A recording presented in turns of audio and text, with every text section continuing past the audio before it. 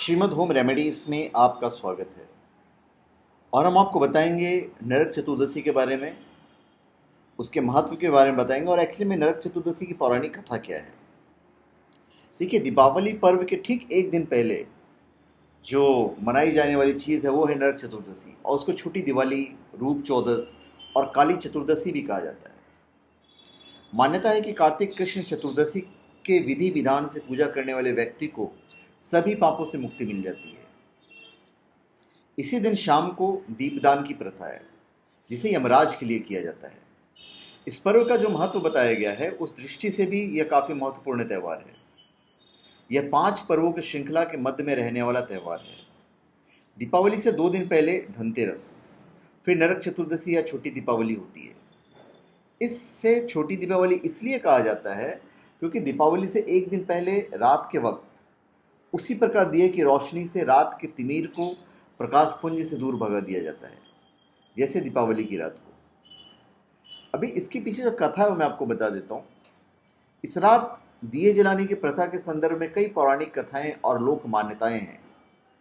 एक कथा के अनुसार आज के दिन ही भगवान श्री कृष्ण ने अत्याचारी और दुराचारी दुर्दांत असुर नरकासुर का वध किया था और 16,100 कन्याओं को नरकासुर के बंदीगृह से मुक्त कर उन्हें सम्मान प्राप्त किया था।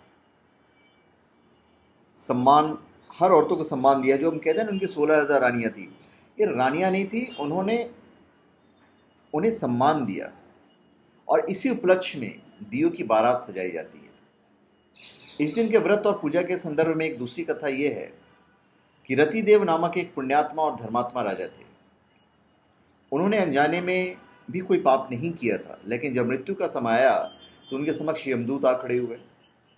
यमदूत को सामने देख राजा अचंभित हुए और बोले कि मैंने तो कोई पाप कर्म नहीं किया है, फिर आप लोग मुझे लेने क्यों आए हो? क्योंकि आपके आने का मतलब है कि मुझे नर्क जाना होगा। आप मुझ पर कृपा करें और बताएं कि मेरे किस अपराध के कारण मुझे नर्क जाना पड़ रहा है। यह सुनकर यमदूत ने कहा कि हे राजन, एक बार एक ब्राह्मण भूखा आपके द्वार से एक ब्राह्मण भूखा लौट गया था। ये उसी पाप कर्म का फल है। इसके बाद राजा ने यमदूत से 1 वर्ष समय मांगा। तब यमदूतों ने राजा को 1 वर्ष की मोहलत दे दी। राजा अपनी परेशानी लेकर ऋषियों के पास पहुंचे और उन्हें अपनी सारी कहानी सुनाकर उनसे इस पाप से मुक्ति का उपाय पूछा। तब ऋषि ने उन्हें बताया कि कार्तिक मास के कृष्ण पक्ष की चतुर्दशी का व्रत करें और ब्राह्मणों को भोजन करवाकर उनके प्रति हुए अपने अपराधों के लिए क्षमा याचना करें। राजा ने बिल्कुल वैसे ही किया जैसा ऋषियों ने उन्हें बताया था। इस प्रकार राजा पाप मुक्त हुए और उन्हें विष्णु लोक में स्थान प्राप्त हुआ। उस दिन से पाप और नरक से मुक्ति हेतु भूलोक में कार्तिक चतुर्दशी के दिन का व्रत प्रचलित है। अब इसका क्या महत्व है वो मैं आपको बताता हूँ। इस दिन के महत्व के बारे में कहा जाता है कि इस दिन सूर्योदय से पूर्व उठकर तेल लगाकर और पानी में चिरचिरी के पत्ते डालकर उसे स्नान करके विष्णु मंदिर और कृष्ण मंदिर में भगवान का दर्शन करना चाहिए। इससे पाप कटता है और रूप सौंदर्य की प्राप्ति होती है।